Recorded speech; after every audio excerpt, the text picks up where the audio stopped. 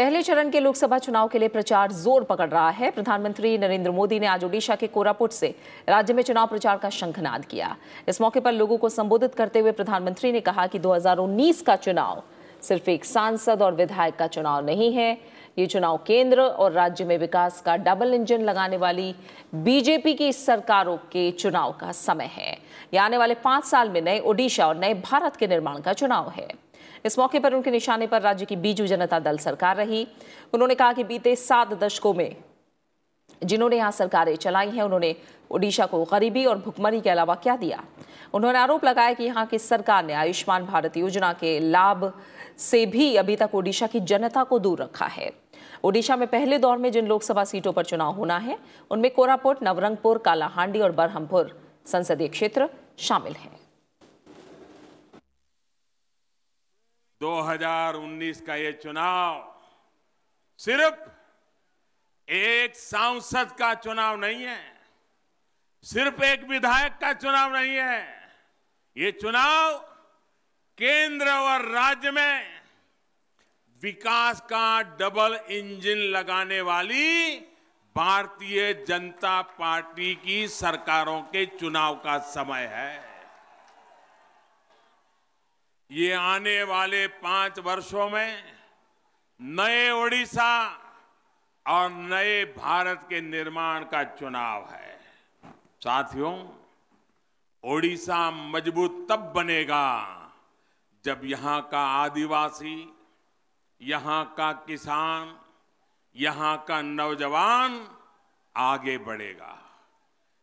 जब यहाँ राज्य में और केंद्र में दोनों ही जगहों पर भारतीय जनता पार्टी की सरकार होगी, तब ये सपना पूरा होगा। इसके अलावा प्रधानमंत्री तेलंगाना के महबूबनगर में भी आज जनसभा को संबोधित करेंगे। अलग राज्य बनने के बाद तेलंगाना पहली बार लोकसभा चुनाव का गवाह बनने जा रहा है। प्रधानमंत्री आंध्र प्रदेश के कर्नूल में भी रैली को संबोधित करेंगे। आंध्र प्रदेश में लोकसभा के साथ साथ विधानसभा चुनाव भी होने हैं।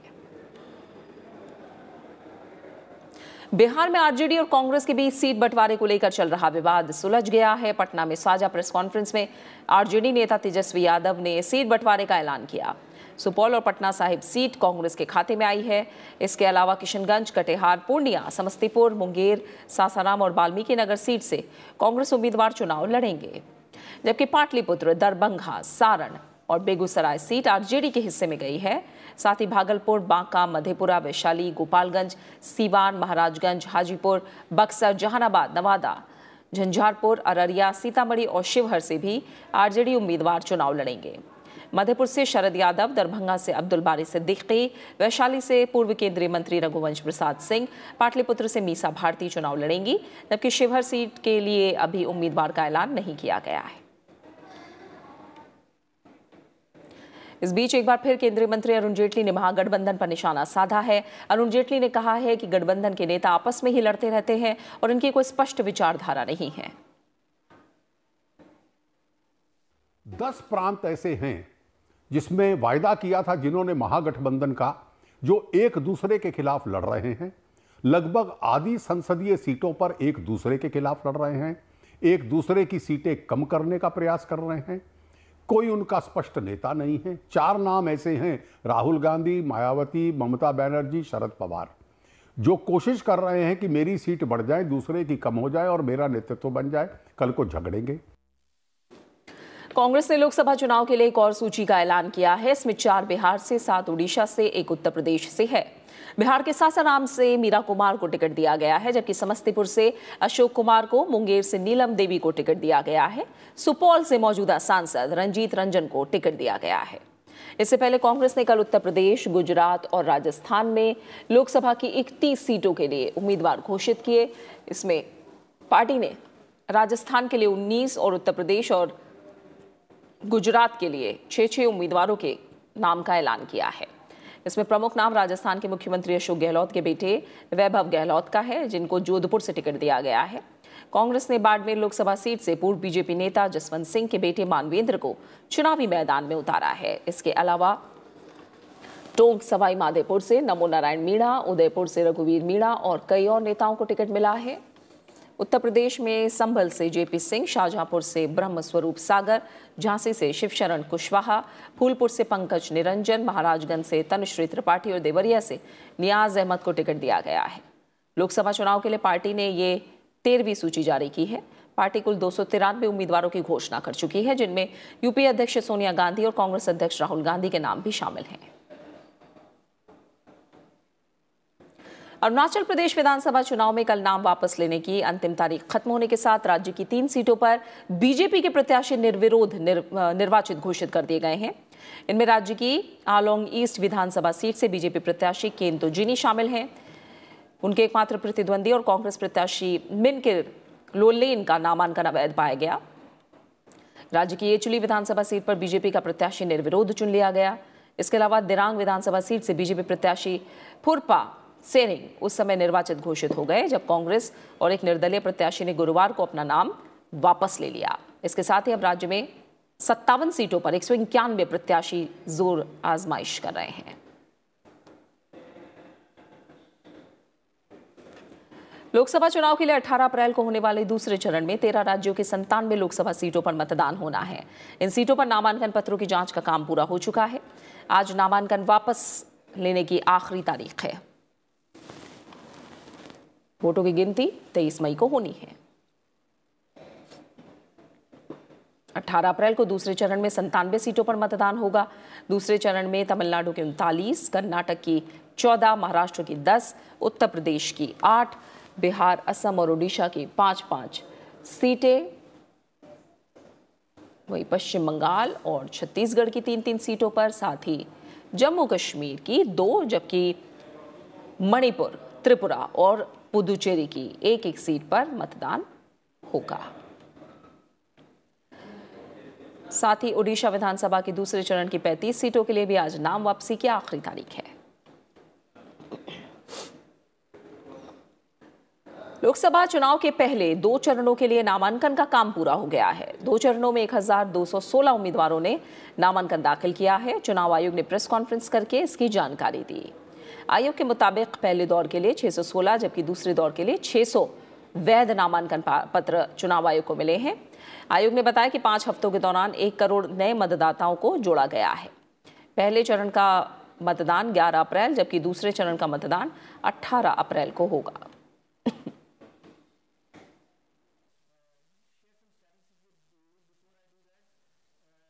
Out of the valid nominations, 493 are the male candidates and female candidates are 45. So in total we have about 616 valid nominations which have been filed so far. This phase 2, the status is like this. Total nominations filed are 635 for 97 parliamentary constituencies, for which there are 95 for the recognized national parties.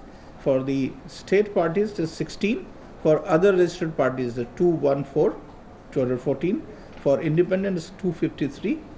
The male candidates are 538, and the female candidates are 41, totaling 600. Lok Sabha चुनाव के लिए लगभग सभी पार्टियों ने अपने star प्रचारकों के नाम घोषित कर दिए हैं। पार्टियों ने प्रचार के लिए कई योजनाएं बनाई हैं। बीजेपी ने जहां देश भर में मैं भी चौकीदार कैंपेन की शुरुआत की, वहीं कांग्रेस ने आय पर चर्चा की योजना बनाई है। वहीं आम आदमी पार्टी दिल्ली में पूर्ण राज्य का दर्जे के मुद्दे पर स्लोगन के साथ आगे बढ़ रही है। चुनावों का ऐलान के बाद राजनीतिक पार्टियां उम्मीदवारों के ऐलान के साथ साथ चुनाव प्रचार के तरीके और रणनीति बनाने में लगी हुई हैं। बैनर, पोस्टर के साथ ही नए नारों के साथ चुनाव प्रचार जोर पकड़ रहे हैं। प्रधानमंत्री नरेंद्र मोदी के चुनावी कैंपेन मैं भी चौकीदार हूं के ऐलान के बाद पार्टी कार्यकर्ता, नेता सोशल मीडिया पर अपने नाम के आगे चौकीदार लगा चुके हैं।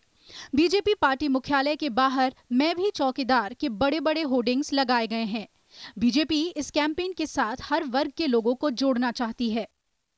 हर वर्ग के लोगों को बात पहुंचानी है, इसलिए हर वर्ग के लोगों को इन्वॉल्व करना है।